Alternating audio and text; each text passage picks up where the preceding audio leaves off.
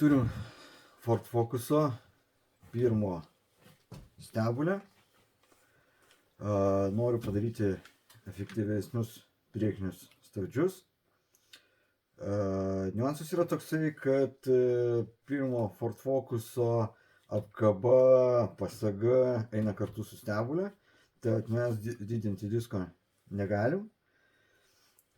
Didinsim stabdžių suporto stūmokliuką.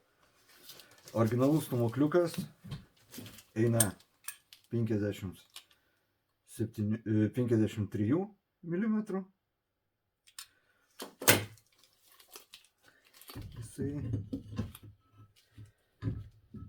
Mes dedam didesnį